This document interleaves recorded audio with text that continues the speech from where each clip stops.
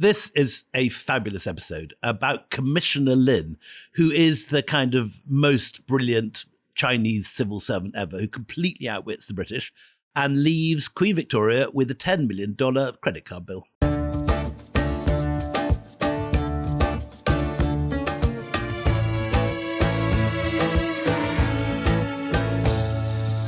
Hello and welcome to Empire with me, Anita Anand. And me, William Dalrymple. And we continue our Victorian Narcos series with, the last episode, the Opium Crisis, was in full swing. We were talking about Jardine and Matheson, two men who really have cornered the market on opium sales. And, the whole thing, just give us a quick, in a nutshell, recap of what the state of China is with these two men pumping in the opium into the country. Both these men continue to operate centre stage. I've been reading, in a sense, several episodes ahead, and they continue to be at the centre of things in a way that I had forgotten from my reading. They are these two Scotsmen, one a self-made man, one a down-at-heels aristocrat and clan chief, who come together along with their brilliant Parsi partner.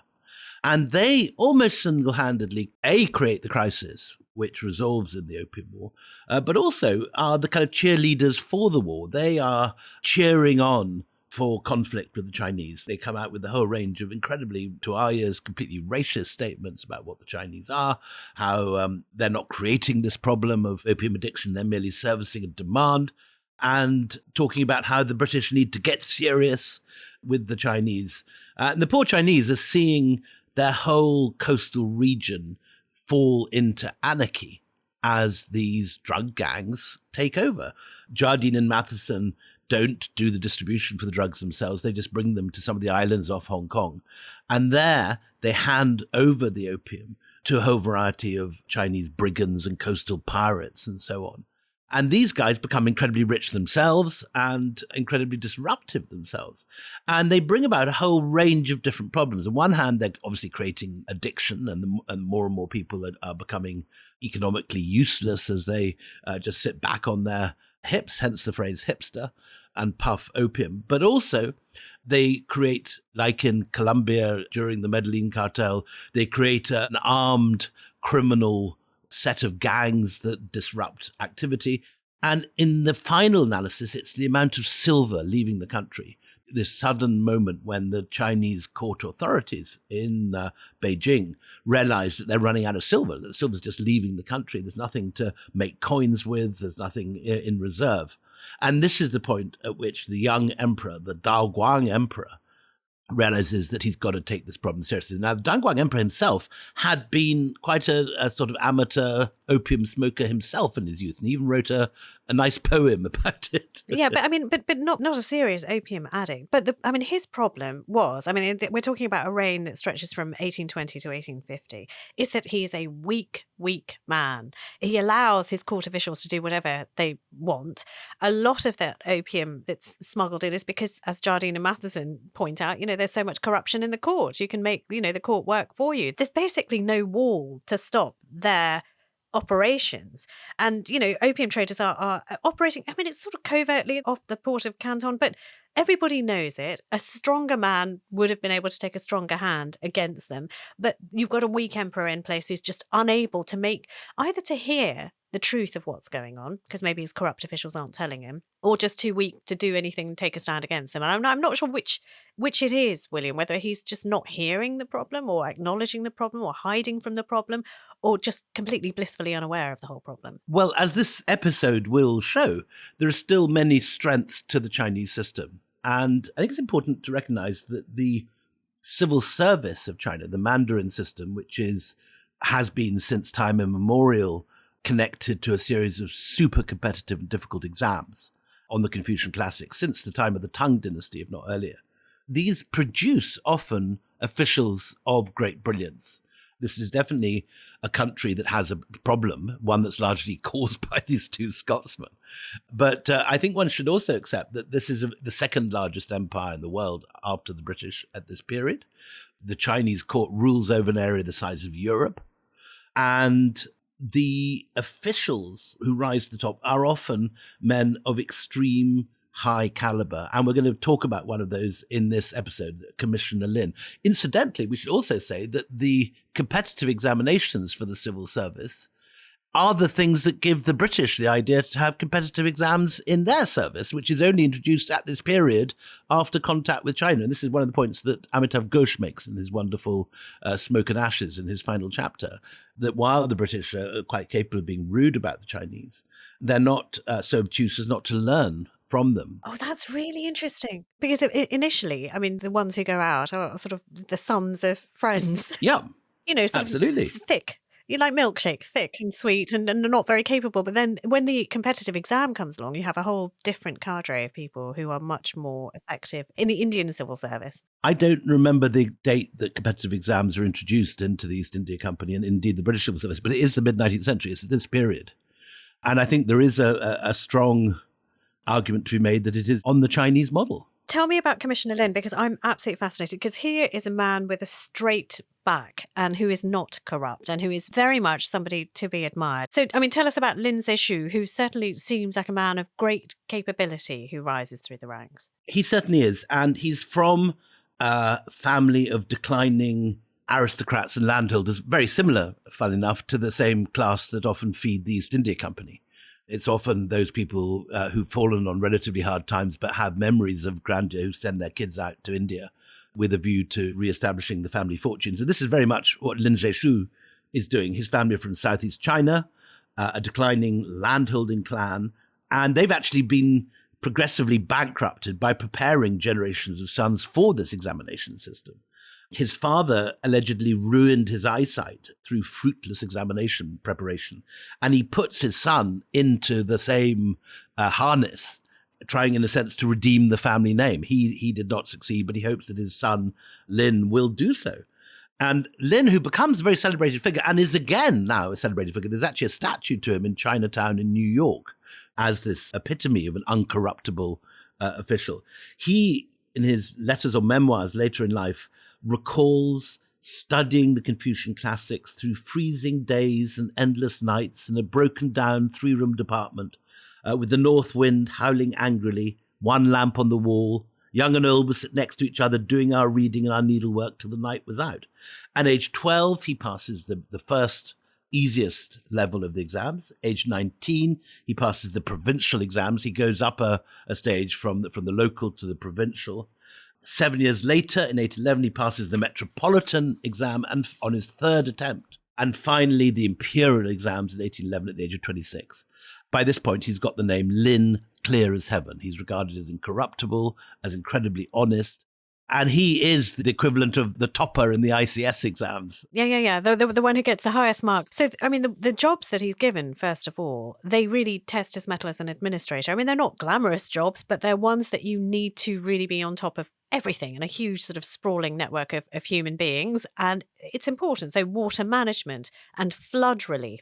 And he gets a reputation for actually putting the welfare of the people first. You know, that look, we really need to look at what is effective for the greatest number of people. So people begin to know his name, Lin, clear as heaven, and he becomes very quickly one of the emperor's favourite ministers. And what is the rank that you get when you're a favourite of the emperor? Commissioner. That's the Commissioner. So that's it. That's as high as it gets. I'm not sure it's the highest rank. There's provincial governors and so on, but he's done very well to get there by the age of 26.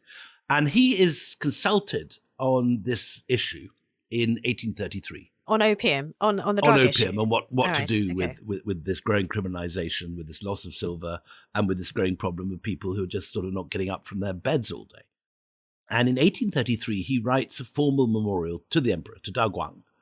And he, in the first round, suggests encouraging Chinese farmers to grow poppies and legalize it so you're not sending the money out. And what's interesting is that although the British at this stage don't have a very good intelligence network or indeed any means of assessing what the court opinion is, this memorial gets to Canton and it gets into the hands of a man called Charles Elliot, who's another key character in this episode and who will become the man who has to grapple with the brilliant Commissioner Lin. And this is the same Charles Elliot who's the British superintendent of British trade in China. So, I mean, this is right in his backyard because this is the most important trade that's going on at the moment. Exactly. And this character is given a post that is created at the moment that the East India Company loses its monopoly. Up to this point, the East India Company has had a monopoly of trade with China. And so the only legal representative of the British is the East India Company. But after the East India Company lose that position, the government has to step in and appoint someone to be in charge of this sort of raucous bunch of Scottish brigands who are busy with smuggling rackets and so on, but at the same time trying to organize an honest trade with tea. This is always the two-way trade. They're selling opium and buying tea.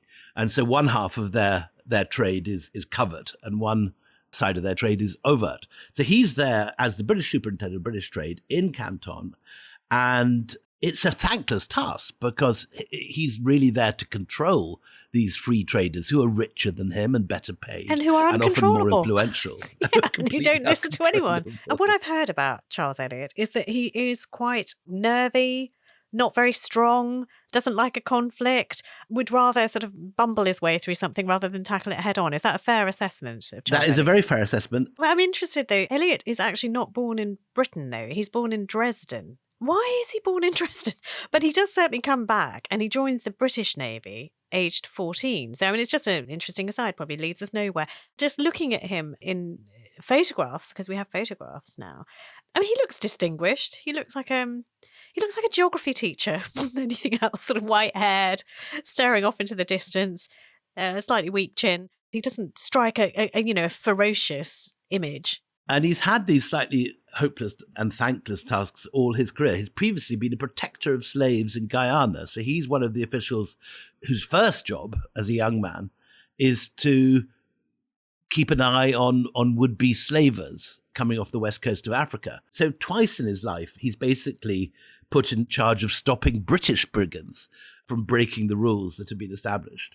And he quickly becomes very unpopular among the likes of Jardine and Matheson, who don't want to obey this man. They can't see why they have to have some Brit stopping them. And they kind of do swat him away. And there's not much he does about it at first. I mean, there's not much he can Which is why when he reads Commissioner Lin's paper saying we should legalize opium, he's thrilled with it, because that's going to solve his problems. If opium is legal, he doesn't have to fight with Jardine and Matheson, who are two complete Rottweilers or pit bulls.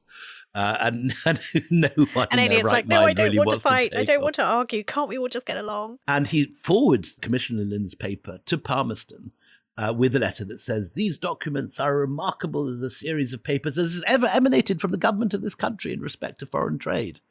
And he wants to believe it, so he does believe it. He presents it to Palmerston that the drug is about to be legalized, that opium is going to suddenly become an uncomplicated commodity like any other. But by the time that he is reading this and has had it translated and has sent it on to Palmerston, it's already outdated.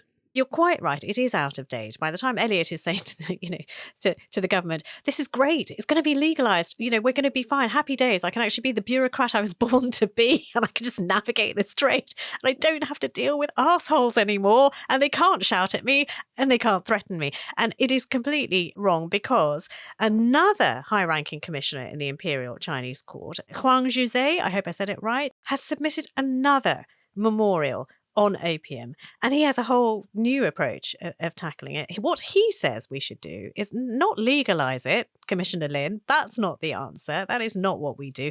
We need a ruthless campaign of suppression. We need to target Chinese consumers, saying, actually, they're the ones who are the problem. We need to go after them. And if there were no users, if we could get rid of them, then there would be no foreign interference and no foreign trade going on here. He's quite hardcore. He is, like draconian punishments. I mean, tell us what he was sort of saying should happen to those people who take drugs. He proposes a 1-year grace period where everyone can wean themselves off their opium. Basically, habit. get clean or we get mean. Right. And after that, not just get mean, Yeah. anyone who's found smoking opium should be executed. Okay, that's quite mean. That's fairly mean. You kill the trade by killing the consumers. Right. Okay. Good. Good. Stands to reason. Fab. Okay. And he incorrectly believes that Western countries like Britain already have a death penalty for opium smokers. So he says we should just do what they do. That's why they don't have an opium problem like we do, they're saying, because they just kill them. Now, this, of course, isn't the case, but it goes down very well at court. And the Daoguang emperor circulates this memorial. And before long, it becomes the new court policy. The old idea of possibly legalizing, finding a way around this is put on hold. Particularly, I think what was really upset the emperor is the fact that silver's running out. He's very worried by this. He thinks the whole system's going haywire and he can't make his sums add up in the palace. So he endorses this, and Lin Shizhu, seeing the way that the wind is blowing, also endorses this proposal and makes a shift, and now sort of joins, if you like, the war on drugs, the Chinese 19th century version of. You sort of say he sees which way the wind is blowing. I mean, what we know about him and being quite a moral man, I mean, I would suggest he's probably convinced by it, that, No, you're my way right. is probably Yeah. not right. My way won't work. And we can have this sorted in a year, is probably what he's thinking. Because the But you proposal know is what pretty bureaucrats black are and like white. when they see their bosses changing their opinions. They very Right. quickly change their opinions too. And he then comes up with his own detailed plan to support suppression. And what he suggests, what Lin Shizhu says, is you've got to confiscate and destroy opium pipes. There should be moral campaigns by officials, public education on the evils of opium, the suppression of opium dens and corrupt officials. This sounds just like American prohibition, by the way, smashing stills, Very similar, isn't it? invading Yeah. speakeasies, arresting anybody who's peddling booze I anywhere. don't think, It's very I similar. don't think in yeah. prohibition kill- they suggested no, you have a executing year whiskey drinkers. You have a year to dry out or we'll kill you. No, that's true. They don't go as far as that. But there is the whiff of that kind of prohibition. We'll smash everything up so this thing doesn't exist anymore. It's not a problem anymore. Commissioner Lin comes up with some very sort of liberal ideas. He wants to establish hospitals to treat users and this sort of thing. He's a subtle man, and we see this throughout his career. And he goes to work where he's initially posted, which is in Hunan. And he sends all these reports to the emperor detailing the collection of thousands of pipes and thousands of ounces of opium. And he's very pleased with how it's going. And by 1838, which is when the crisis begins to set in, he is now the favoured son of the Chinese civil service. So when the order comes that they've got to crack down at the source, which is obviously Canton, and when there's a large opium seizure that highlights that all the opium is actually coming from Canton, and there's one portal that they can, if they can control, they can stop opium entering the country.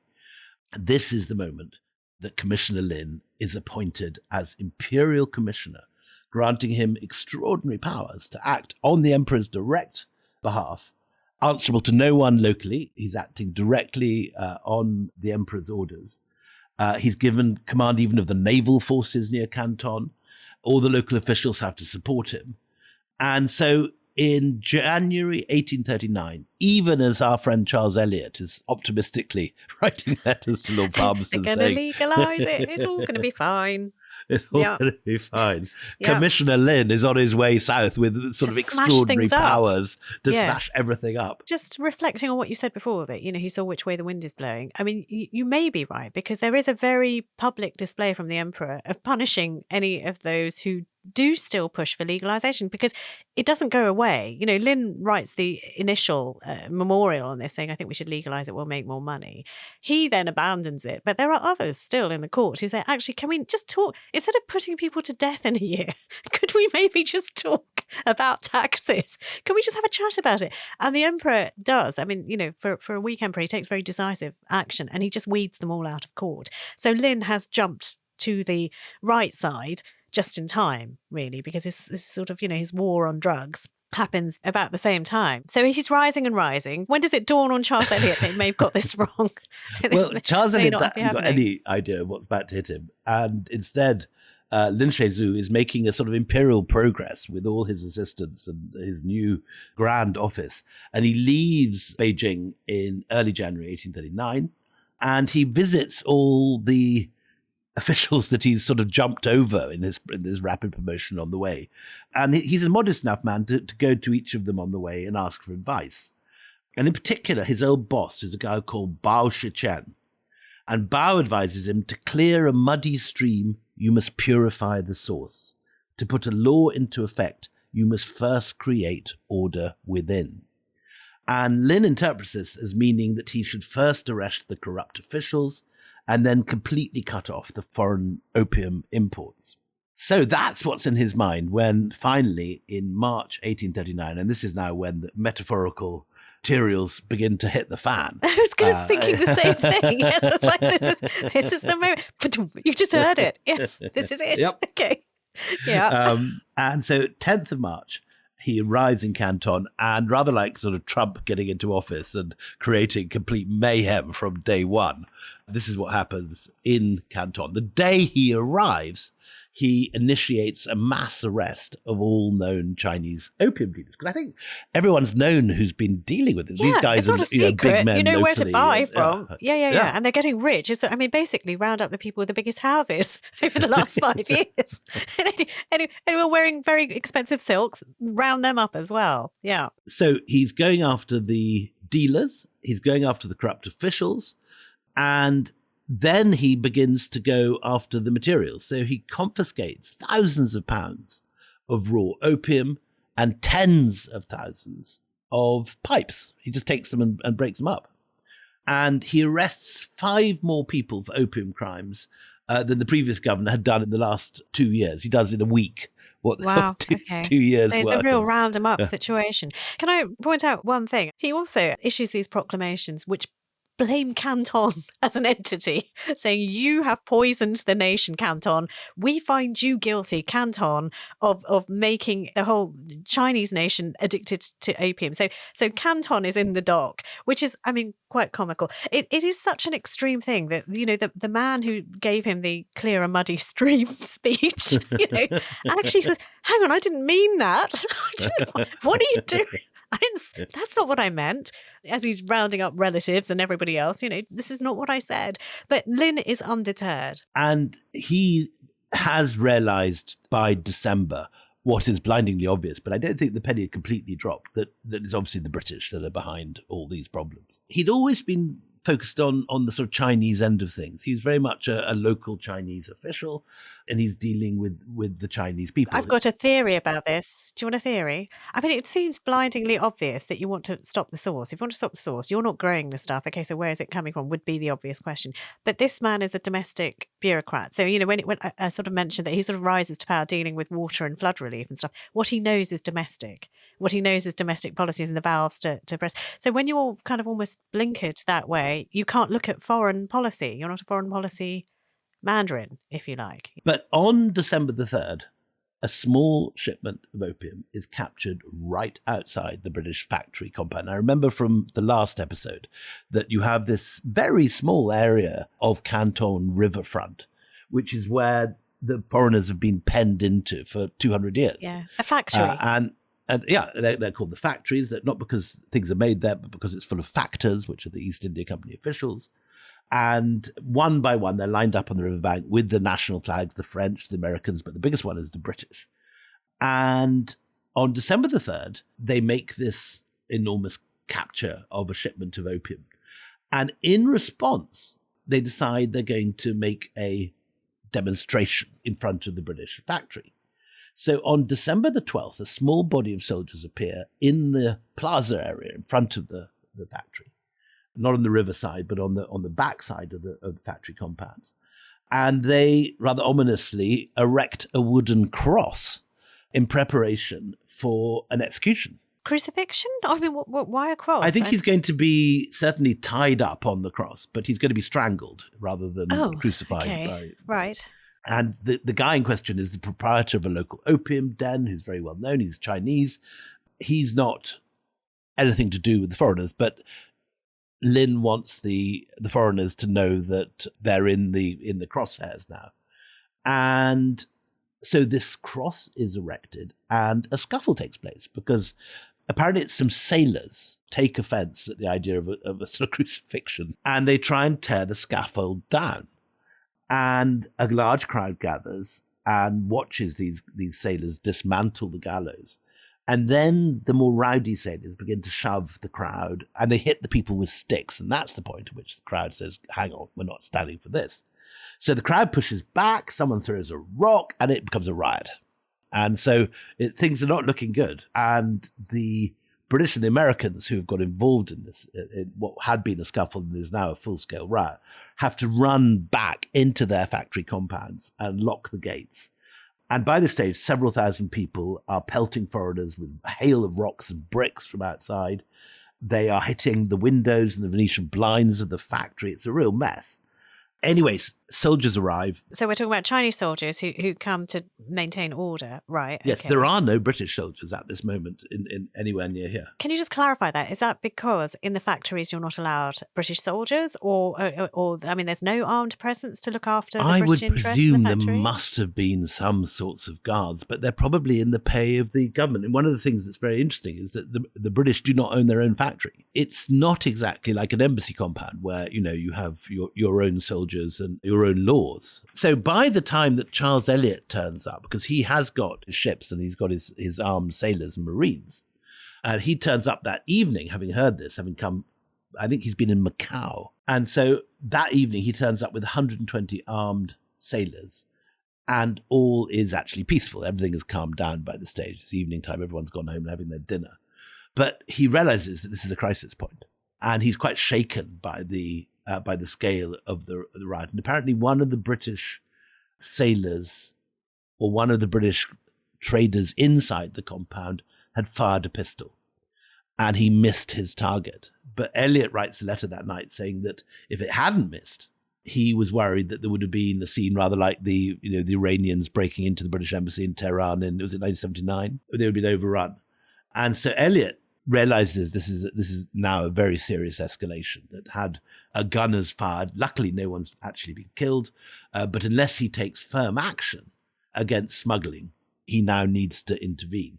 So controversially, and this is the beginning of what will be a charge sheet that is put up against him, in the days after the riots, he issues a proclamation ordering all British vessels carrying opium to depart the inner waters of Canton immediately. So this is a powder keg, because you have been doing deals with ruffians. I know, Elliot, you don't like talking to Jardine and Matheson and all their assorted, hoodlums who are doing this.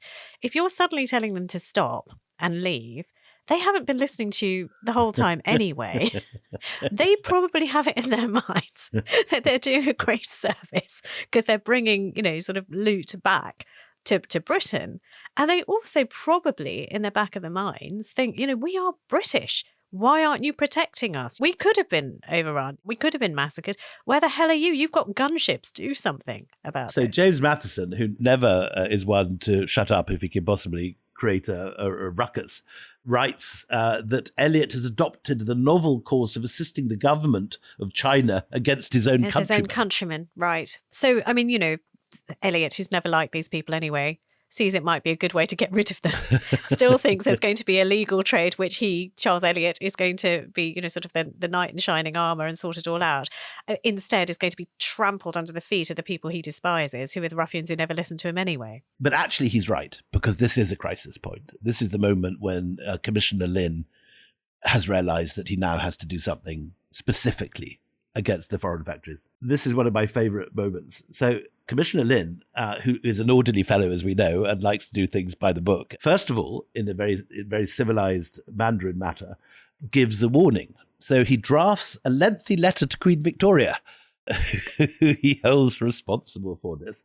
And he tells her that she must eliminate opium production in her dominions. Can you quote the letter? Because the letter is a thing of beauty. I now give my assurance that we mean to cut off this harmful drug forever, which has already been manufactured, and your majesty must immediately search out and throw to the bottom of the sea. What Queen Victoria would have said had she ever read this is not recorded, of course. Our heavenly court would not have won the allegiance of innumerable lands if it did not wield superhuman power. Do not say you have not been warned this time. So this is addressed to Her Majesty in a very peremptory manner by Lin Sheshu. And then the next day, having issued this warning, again, he's behaving absolutely by the book, according to all the established protocols, on the 18th of March, 1839, he issues an edict ordering all the British merchants to surrender all their opium stocks within 3 days. Ultimatum. Okay, so ultimatum. So just unpacking that letter, because I think it's a marvellous letter. On the one hand, knowing what we do know about Queen Victoria and how much she abhorred the excesses of Bertie, her son, who was, drunk most of the time, there may have been some sympathy of, what are we doing? Oh, what? Sorry, we're exporting opium. Where? Why? But the moment you issue an ultimatum like that to the Crown and the government of Queen Victoria will respond in kind. You don't talk to us like that. You don't push us around like that. I have to say, it's a very polite letter, and it starts by initially forgiving her for being ignorant about the Qing Empire's recent measures against opium. So she has no right to take offence against this letter. He says, we understand. Somehow. It's not your fault, but yeah. Okay, so what happens with this 3-day ultimatum? So that's not long to resolve the matter or actually let it climb into a huge conflagration. So this is bad enough for the Brits, but it's even worse, of course, for the Hong merchants, who are the Chinese merchants who have to deal with the British because they are not protected. And Commissioner Lin hauls them all in, regards them as traitors, berates them as such, and threatens them with execution. Now, a lot of these men are extremely rich men. They are doing as well as anyone out of this all this trade. And initially, of course, the Jardines and the Mathesons are absolutely not going to give their opium away. But then Lin Shakshu realizes that it's time to step up the pressure. So he announces that no foreign merchants will be allowed to leave the factory until all the opium is surrendered. And they've got to sign a bond promising never to trade in it ever again. So at each stage, he's ratcheting up the pressure. But that is, in effect, if you're not letting them leave, that's a hostage situation now, isn't it? That's a whole different ballgame. You've got British nationals. You're saying they can't leave unless they acquiesce to what you're saying, which is not only hand over the drugs, but promise you'll never darken our doorstep with your drugs again, and we won't let you leave. And Jardine and Matheson aren't going to cave to this. Well, they're not pleased with what happens next, which is that Commissioner Lin then orders all the Chinese servants out of the factory buildings. So all the valets, the porters, the cooks, the linguists, the bed cleaners, and the all the people doing the cooking. And he tries to shut off supplies of fresh food. In fact, they continue on. People find ways of getting food into the compound, so they're not actually starving. And finally, on the same day, 19th of March, he threatens to execute 2 of the leading Hong merchants, who are very grand senior figures, with enormous establishments, if his demands are not met within 3 days again, and threatens to besiege the factories. Well, let's take a break there, because we're on quite the precipice, because now it's showdown at the OK Corral. Who's going to blink first, basically? Join us after the break and find out. Welcome back. So just before the break, you've got basically a face-off, which is now a face-off between 2 governments, not just somebody trying to impose something locally. You're saying, you Brits, we can starve you out if that's what you want. You're not leaving until you do what we say. And you've got, the Brits inside who are saying, hang on a minute, we don't belong to you. Your authority does not extend to, whether we can leave or not. Who the hell do you think you are? It's not good. What happens next? So things are obviously now getting a bit tricky in the factory compound because I think it's a pretty good bet that neither Jardine nor Matheson have even boiled an egg for the last 30 years. Omelette. I was thinking omelettes. Yes. And now they haven't got anybody to help them dress or put on their silk stockings or make their beds or cook them dinner. I mean, I feel the same way when my valet's not here. Yes, it's really tricky. Very tricky. So there's a big meeting in the factory on the 21st of March.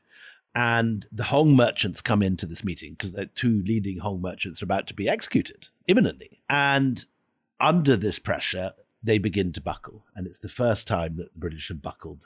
And this is, remember, the height of imperial power. This is, the British at their most impossible in 1830s with Palmerston as Prime Minister, sending off gunboats all around the Mediterranean. Anyone even hiccups at a British citizen. Yes.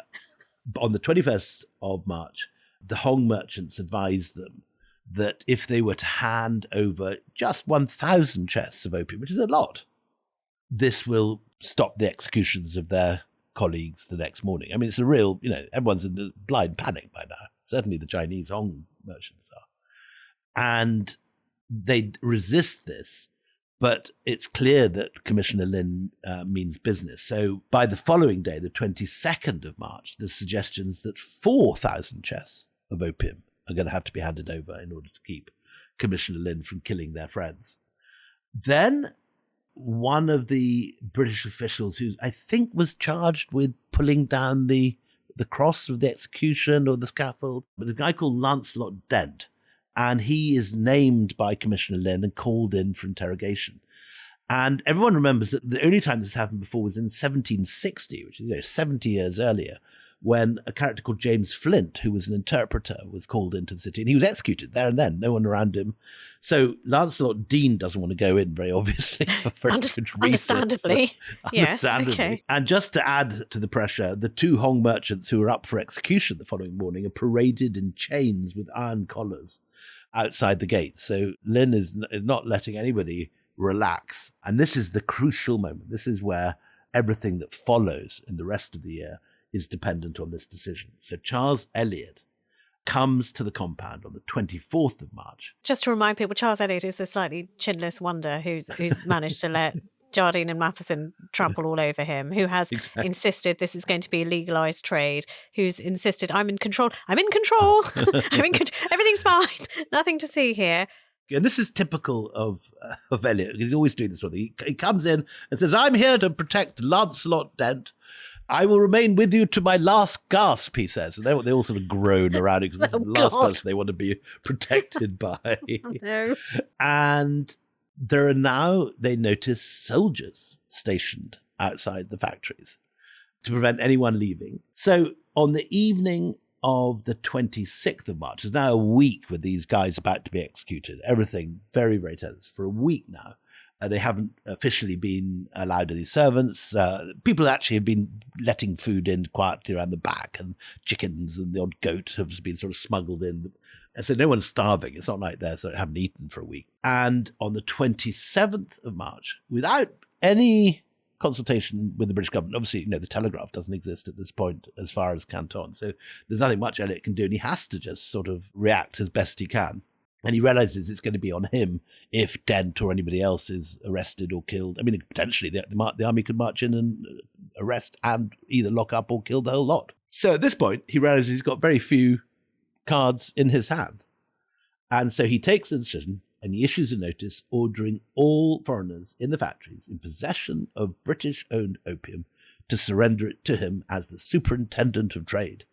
In return, and this is the crucial thing, in return for promissory notes guaranteeing payment for its fair market value by the British government. Now, he's got no authority to do that. And and he doesn't seem to realise, because he's this sort of rather sweet, sort of do-goody character who's been rescuing slaves. And, did you discuss this? Did you focus group this with anybody at all? And he doesn't realise that the total cost of the opium sitting in Jardine Matheson's locker is $10 million. Oh, my word. Oh, my word. So he's gallantly come along. I'm going to save everything. Don't worry. Just tell me how much Queen I owe Victoria's you. she'll sort this out. It'll be fine. Exactly. You'll get your money. It'll be fine. Oh, Elliot. So you can just imagine the sight horror as it dawns to Elliot, because over the next 24 hours, all the representatives of all the British and the Parsi firms turn up, all with thousands of Here's my opium. Since you're buying it, here we go. I have no problem with that. All these guys. All I ever wanted to do was sell it. Here you are.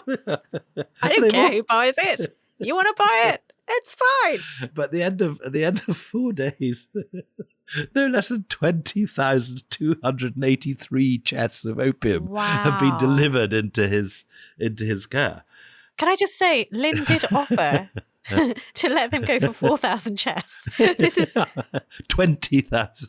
This is some of the worst bargaining in the history of diplomacy. We should laugh about this, because this error of judgment, this idiotic promise by Elliot to try and save the day and save British face and all this sort of thing, results in the months that come in tens of thousands of deaths. What follows, the horrors that follows, and they are horrors, is a result of this mess. But the people, of course, who are delighted are Jardine Matheson and their mates, the smugglers. We just wanted to sell it. That's what they said. We weren't going to sell it all in one go, but this is great. We sold it in one shipment. Yeah. And Jardine Mathesons have got this sort of house newspaper called the Canton Register, which basically covers their views.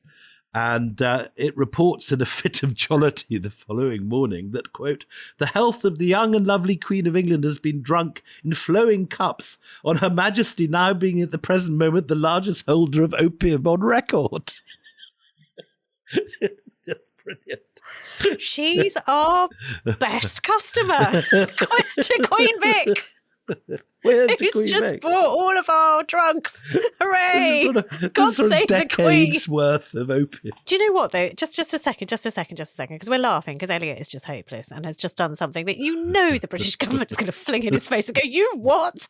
We haven't got $10 million $10 million to buy your in opium. the mid-19th century. Are you mental? But the thing is, Elliot is seeing a situation where people are going to die.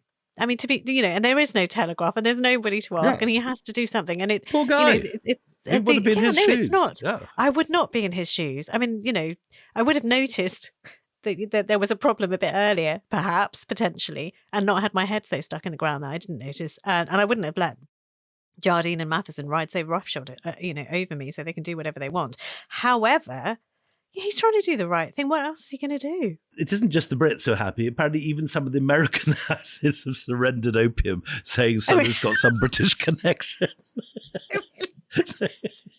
Since you're paying, Your Majesty, we've heard you're in the market of opium, for some opium. We've got some opium. You can have ours as well. Result. Okay. Anyway, Commissioner Lin, of course, can't believe his luck when 20,000 chests of opium turn up. He's won. Right. He's won. Okay. I mean, absolute blinding. He's basically cleansed Canton of opium. I mean, it's amazing, actually. As far as Commissioner Lin and the Chinese in Canton are concerned, this is game, set, and match. They've won this round. Being the gentleman that he is, and always exquisitely polite, having written his nice letter to Queen Victoria saying it wasn't her fault, that she didn't know because she's a foreigner. You. However, don't blame you. However, he writes a lovely letter back saying, the real sympathy and sincerity thus shown are worthy of praise, he says to Charles Elliot. Right. Now is the time for foreigners of all nations to repent their faults.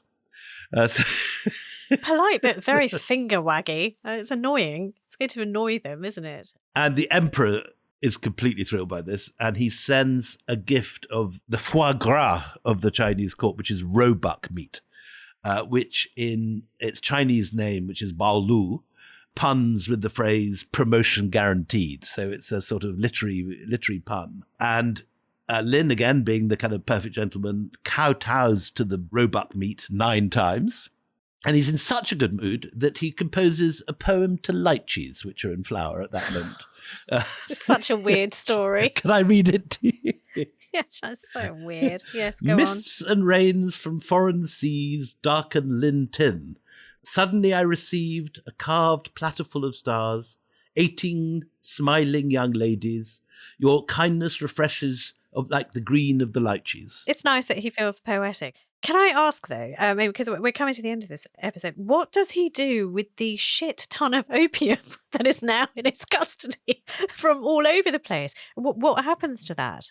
Well, in retrospect, it would have been in Commissioner Lin's interest if he just tucked it into a warehouse and so that he could, give it back or do something with it if needed. But he doesn't. He's such an efficient commissioner that he destroys all the opium, and over a 3-week period he builds a special site near the Tiger's Mouth. The Tiger's Mouth, when you say Tiger's Mouth, there's a bay in Canton. Is it just a place where you can lean over and look at the sea? Okay. And he crushes the opium balls in water-filled pools lined with lime and salt, allows it to decompose before draining the liquid into the river. And again, the exquisitely polite Commissioner Lin even composes a sort of prayer poem to the god of the sea, apologising for polluting the river. He's got a lot of time for poetry for a busy man. This is very much part of the whole sort of Mandarin culture. They're very literary, they drink tea, they do calligraphy. I mean, it's all a very civilized world, this. And so it looks like game, set, and match to Commissioner Lin. Elliot's in deep trouble. Jardine and Matheson, as ever, also feel that they've won. They've sold all of their drugs to the Queen.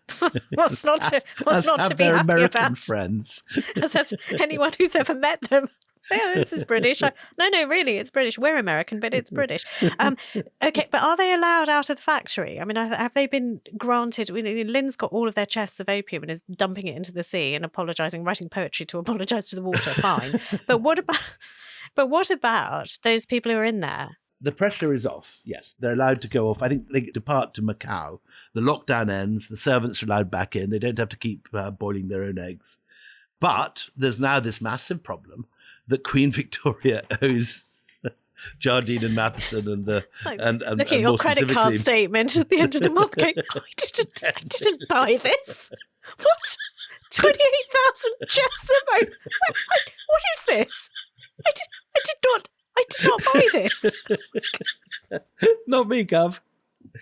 Exactly. Uh-huh. So, okay. So this we're laughing, but this is the. Oh no, it's becomes not, the casus belli. This is what causes the Opium War. This ridiculous decision by Elliot to just go ahead and pay everybody full whack for their opium results by the end of the year in thousands of deaths, and ultimately this is the beginning of the colonization of China and Southeast Asia, and concessions and the unequal treaties and the century of humiliation. So, because the British now need to get their money back and need to keep their trade going, because the whole of the British system in India is dependent on this opium being sold.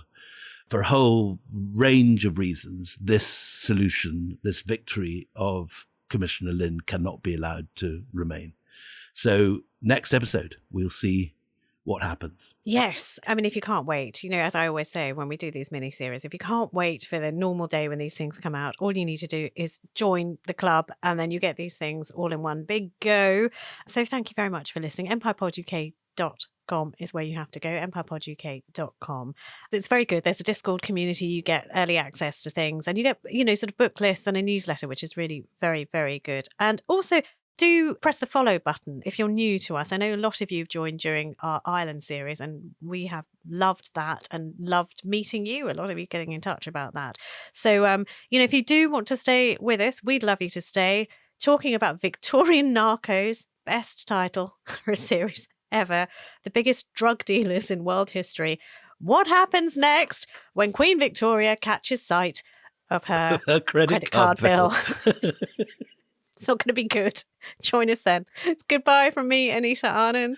Goodbye from me, William Durable.